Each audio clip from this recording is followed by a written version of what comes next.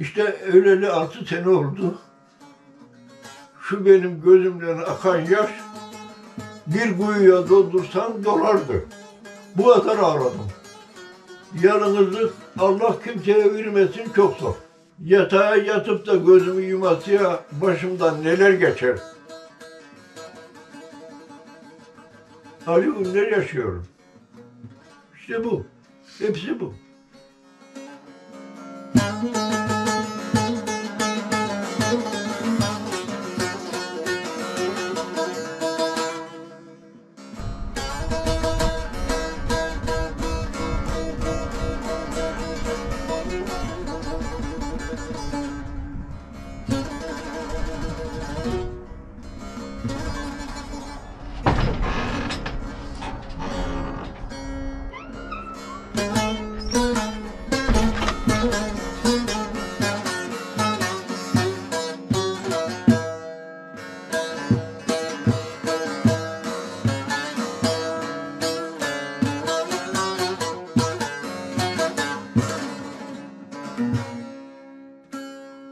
Bozkır'ın Yeniköy'ünden geldim.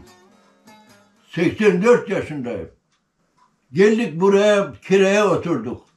Bundan 36 sene. 36 sene evvel. 90'lı yıllar, 90'da göçtük biz buraya. 89'da bu ev Çamırık'a oturduk. Çamırık'tı. Saman yazdık. Samanın üstüne döşek attık. Pencerelerin camı yok. Perde gezdik. Perdenin hiç faydası yok. Rüzgar kaktırıyordu. Evin önünde rahmetli bir amcam vardı. Çatının tahtasını alıyordu bize. Şuraya kaydık. Çatının tahtasından artanları aldım geldim buraya çaktım. Kiremit koymasını, tuğla koymasını bilmez de nasıl olursa olsun, ara saçı olsun varsın, koy dedim, koydu. Cüce Mehmet diye birinin oğlu, avradın emmisinin oğlu. Geldi al eline lan şu tası dedi. Şu öteydi. Suva tasarrufu. Tası attı bu. Bir de at lan. Bir de attı. Başladı bu sulamaya. Bu askerden para istedi. Kıvranırım yok.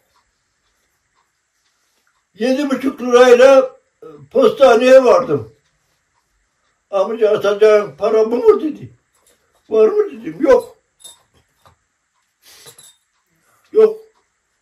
Ben evleneceğimde 70 tane bana hasım geldi. 70 tane. İşte gördüm fotoğrafını. Annemi sen alacaksın, ben alacağım diye köydeki o zaman işte bir sürü kişi illa sen alacaksın, ben alacağım, hatta bunu aldırmamak için silah falan atmışlar falan. En sonunda babam almış yani sonuçta. Zannedersem tahminim üzerine 60'tan önce 60. Bu tarih kaçıydı? 62. Hastayım. Çalışamadım. Ondan sonra biraz iyice gayrı daraldım gayrı. Bir köylü yapı yapar. Lan beni işe götürmem mi? Götüreyim. İşe götürdü. Allah senin adırsın. El arabasını çıkaramadım şeye. Zorla çıkardık neyse. 15-20 gün neyse 38 gün çalıştım. Bugünkü bir aklım erer. O 38 günü marka bozdurdum. Cebimde saklar. Asbap bozacağız. Mehmet kaç liran var? 55 lira. Lan Mehmet 55 lirayla düğüne başlanır mı? Çıkardım cebimden. Şu 100 liraya al, başka para yok. Şimdi gelinliği alacak. Çıkardım 100 lirayı, gelinliğini al. Yarın evinde araba tutarlar, bana 5-10 lira ver. İlin içinde mahcup olmaya. O 300 lirayı verdim ona. 300 mark. Kaç lira tutar o zaman bilmem. Ne günlerimiz geçti be. Allah'a şükür şimdi Hiçbir paraya ihtiyacımız yok.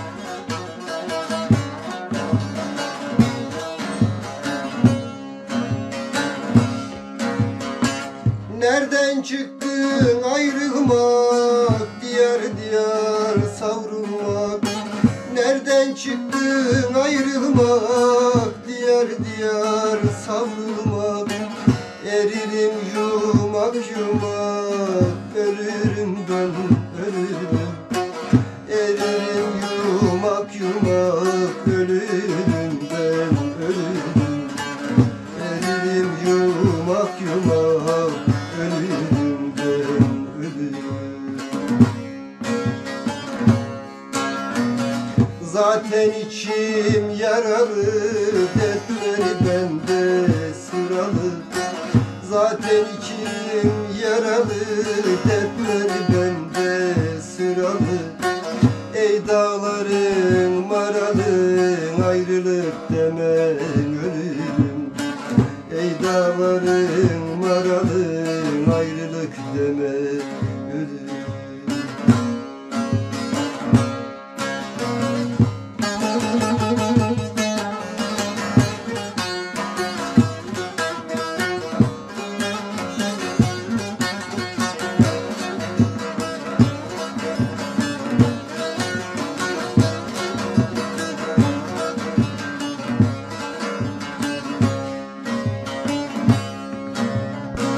Sen gidersen çökerim, hep boynumu bükerim.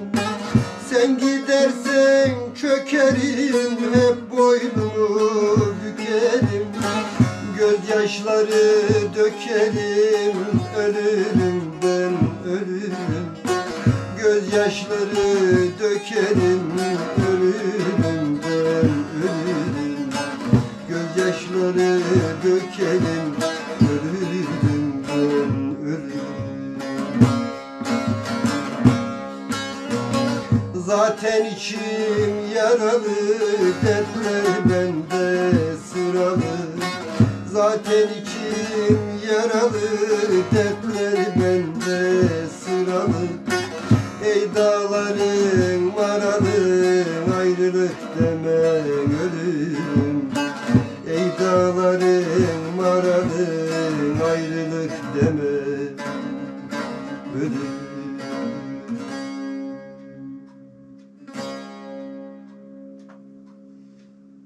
Şimdi şu çalma, ben artık 16-17 yaşları civarlarında, belki daha da şey.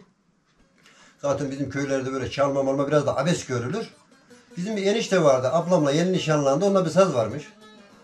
O öğrenememiş, onunla nişanlanınca artık ne istesek verecek. Şu sazı bana ver de ben öğreneyim bari falan diye. Ben o sazı götürdüm, gittim eve. Evde kendi başıma öyle, şurası şöyle, şundan tutacağım, şuradan yapışacağım, şöyle vuracağım, böyle bir diyen olmadı. Kara düzen yani, ben artık notayı hiçbir şey bilmem. Belirli bir müddet sonra tekrar bir saz aldım falan, böyle derken ara sıra kendimizi eğleyecek kadar çalıyorum ama türkülerle aram çok iyi. Yani bu eski TRT sanatçıları olsun, aşklar şeyler. Aram çok iyi, kulağımız o konuda bir tahsilimiz bir şeyimiz olmasa da. Yani babama gelince, babam işte ezik büyüdüğü için, öksüz büyümüş adam. Babam 1,5 yaşındayken babası ölmüş. Babasını bilmiyor. Ezik büyüyen adam ne olacak, her şeyden artık şiiri sadece yazmak kalıyor. Babam bazen böyle köyde eskiden şey olurdu ya, birisi bir yerde ölse veya bir olay olsa ona bir ağıt gibi bir şeyler yazardı. Babam da ara sıra onlara yazarmışmış böyle. Seyrek de olsa. Yani tekniğini tam bilmesek de yazmaya başladık. Her yazdık sıra kendimizi biraz daha geliştirdik. Ben normalde hece şiiri yazarım. Hece şiiri zaten benim tahminim en zor kısmı. 8 hece, 11 hece, ne bileyim, hece şiiri kafiyeli yani, uyaklı ayaklı yazarım. Böyle yazarken birçok arkadaş edindim. En son bir arkadaş bunu dosya haline getirmiş benim şiirleri. 800 falan olmuşmuş. 800 falan olmuşmuş. Bir de şu var, çok yazınca bir tane de ezberimde bir şey yok. Böyle bir şey var. Oralardan böyle birçok şeylerden iyi oluyor. Bize teselli gibi geliyor. Yani artık sana ne diyeyim? Sanki bir psikiyatri doktoru görmüş gibi rahatlıyorsun. Şimdi sana şöyle bir şey diyeyim. Bazı millete ilginç gelir. Hatta bizim 50-60 kişi bizim o Selçuklu Kültür Sanat Derneği'nde toplanırız. Her konuya yazabilecek tek beni gösterirler. Ben örneğin şöyle çay içerken şöyle bazen çocuklar şey der ki ben daldığım lafını bilmezler bile böyle telefonda kur derken mutlaka 1-2-4'lük çıkarmışımdır. Böyle bir şey. Bir de benim sınır yok. Şöyle sınır yok. Bazısı mesela sırf aşk şiiri yazar. Veyahut dram olur biraz kahır vesaire gurbettir. Benim öyle değil. Fark etmiyor. Her tür aşk şiiri de yazabiliriz. Hasret şiiri de yazabiliriz. Hiciv de yazabiliriz. Ne bileyim buna benzer birçok şeyleri yazabiliyorum. Ha kendim de ilkokul mezunuyum. Ki ilkokul mezunuyum. Bak öyle bir okul ve şey tahsilimiz yok. İstersen Aşık Jokseli'nin bir türküsünü söyleyelim şimdi zamanı geldiği zaman.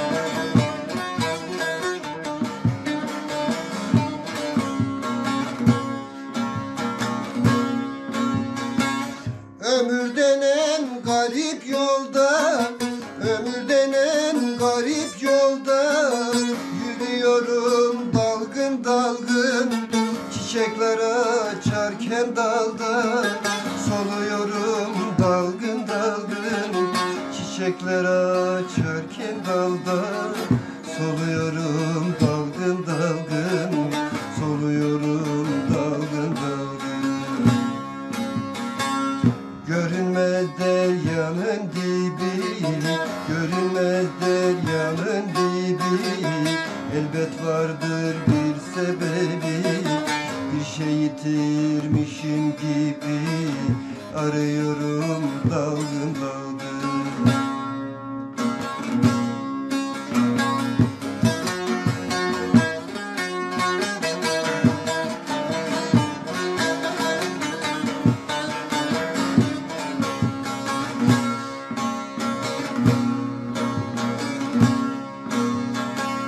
Dolaşırım köşe köşe, dolaşırım köşe köşe, kapıldım bir garip düşe, garip başım taştan taşa, vuruyorum dalgın dalgın, garip başım taştan taşa, vuruyorum dalgın dalgın, vuruyorum dalgın dalgın. Dünya başıma dar gibi, dünya başıma dar gibi, sinemden ateş kor gibi, Samyeli demiş kar gibi, eriyorum dalgın dalgın.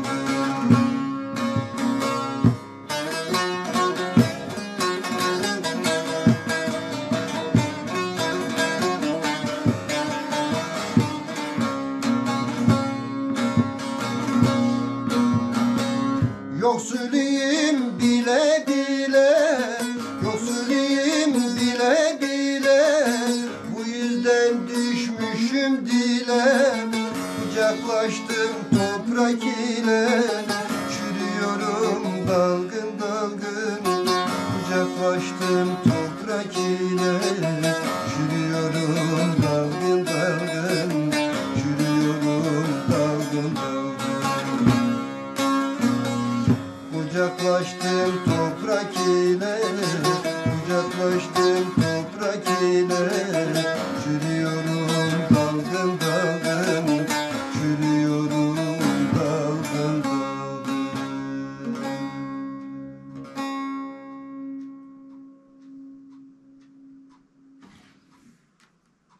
Benim hanımım çok sabırlı, kanaatli bir yavrum.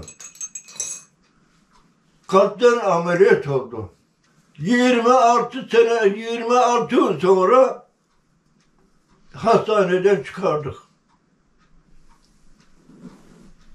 İşte benim oturduğum ev. 20 sene bu avrat burada böyle sabah etti. Şöylece. Böyle sabah etti. 20 yönümü döndüm ağladım. Yine mi yatamadık? Daralırım. Kafasını yastığa koyamıyor.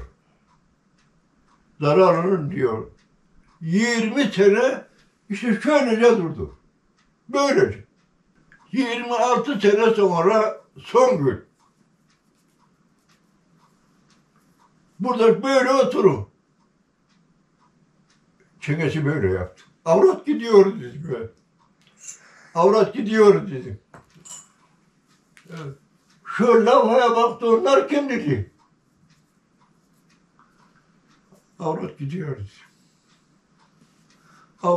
Avrat gidiyor, gözlerine göründü. Hemen 12'ye telefon açtılar. O da 1 dakikada geldi. Ya ambulansa da yürüdü. Doktor oradan çıktı. Teyzenin durumu iyi değil. Sen benim onu evde bildin. Orada sabaha kadar yaşadı sabahla. Şöyle otururum. Namaz kıldım da. Şöyle oturdum da pencere tık tık etti. Baba anama kaybettik.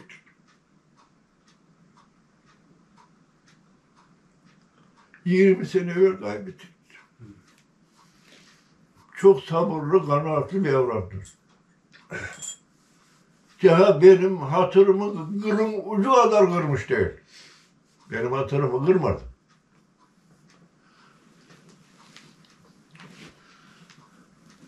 İşte öleli 6 sene oldu. Şu benim gözümden akan yaş bir kuyuya doldursam dolardı. Bu kadar ağladım. Yalnızlık Allah kimseye vermesin çok zor. Hele kocalıkta lazımmış avrat. Gençlikte değil. Kocalıkta lazımmış. Yalnız kapıdan girerken nefesim daralır. Ev beni şöyle sıkar. Ev sıkar beni. Yatağa yatıp da gözümü yumasıya başımdan neler geçer. Acı günler yaşıyorum. İşte bu. Hepsi bu. Ölümden neye korkayım? Topraktan dünyaya geldik, toprağa gideceğiz. Hiç korkmam. Hiç korkmam.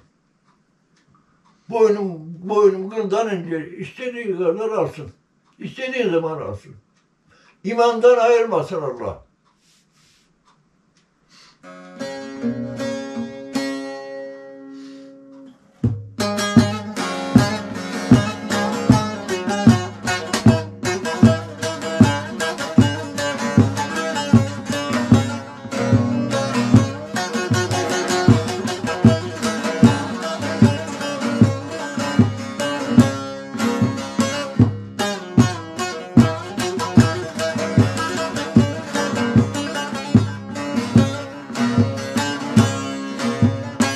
Bir kuru ekmek için, bir kuru ekmek için çekmediğim yük kalmadı.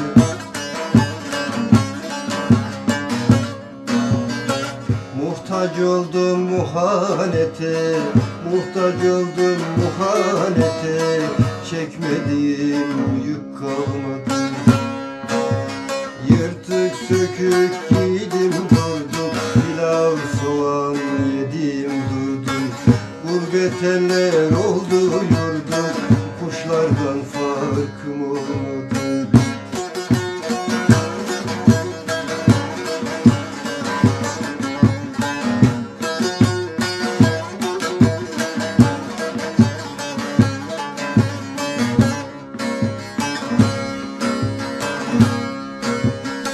Çiftçim oldum, ekim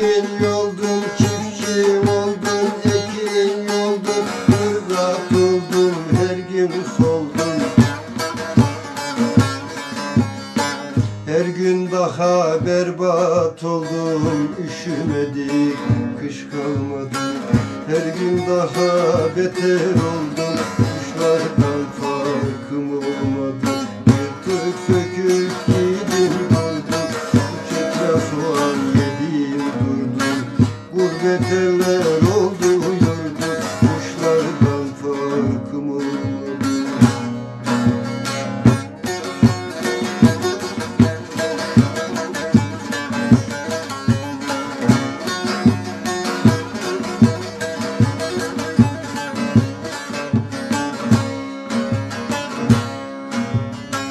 Kırdım taşıdım taşları, kırdım taşıdım taşları, çıktım nice yokuşları.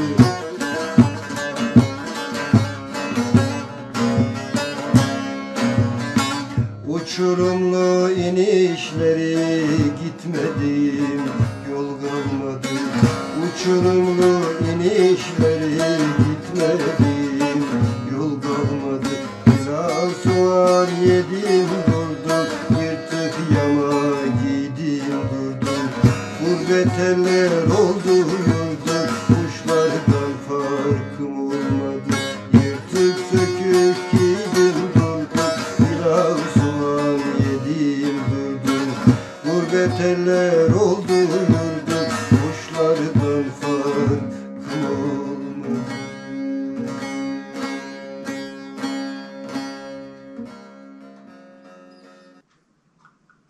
Kar mı yağdı güvendiğim dağlara, sar mı değdi mor sümbüllü bağlara.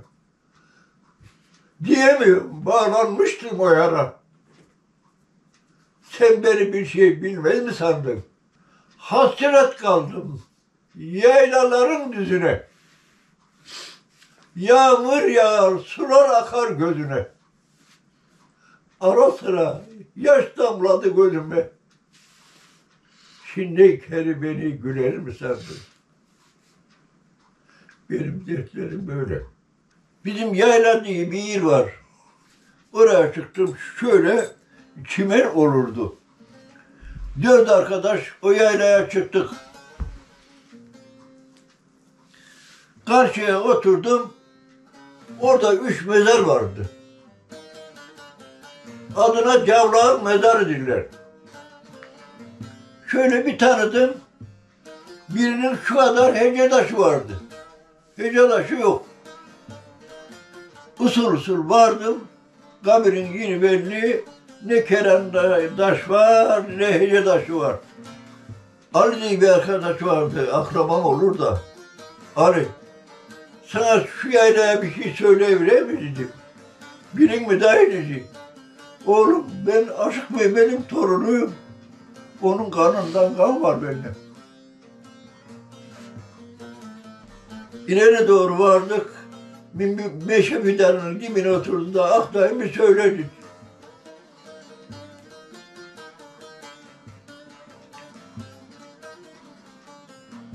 Yüce dağlar sıyrılınca dumanı, seninle geçirdiğim hayırlı zamanı.